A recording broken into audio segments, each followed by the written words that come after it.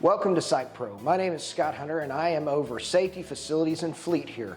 Today we wanted to talk to you about some important tips for when the cold weather starts to creep in like it's about to. We want you to be safe. We attempt to keep our people safe, and so we want all of you to be safe too. So here's our tips.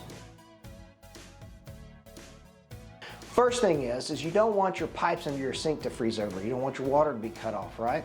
So the first thing you've got to do is, if your sink happens to be on the side of the house that it has an outside wall, what you want to do is you want to go down and open the doors at the bottom.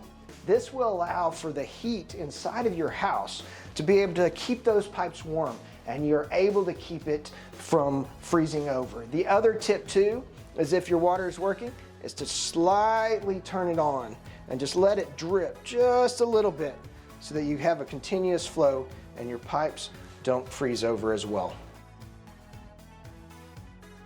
Tip number 2, make sure that you have plenty of non-perishable food. That doesn't mean that you have to go to the store and buy everything.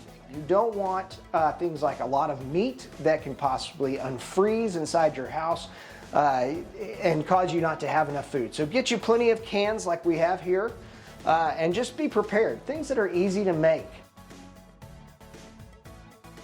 Be sure you fill up your tub. That's important, because if you fill up your tub, you can use that to put water into your toilet, into other places that you might need it. Now, don't drink it, but use it for all the necessities of life that you have to have. And you'll have a good supply for several days by doing that. Tip number 4, keeping warm inside your house. Remember, if the power goes out, the one thing you want to make sure you have is enough stuff to keep you and your family warm. Best things to have, lots of blankets. And not only blankets for you, but for pets and for anyone else that may be in that house. You want to stay warm. However, be sure that you have carbon monoxide monitors and smoke alarms if you use anything else in that house, such as your fireplace to keep warm. Make sure that your flue is completely open. Make sure that if you have carbon monoxide alarms, that you have proper batteries in them. If it's too cold for you, it's probably too cold for your pets, so bring them inside. One of the great things to do is check their paws. You want to look at them, clean off any debris that you might see, because salt and debris outside can really hurt them. We want to keep our buddies safe all the time. There's one final tip here.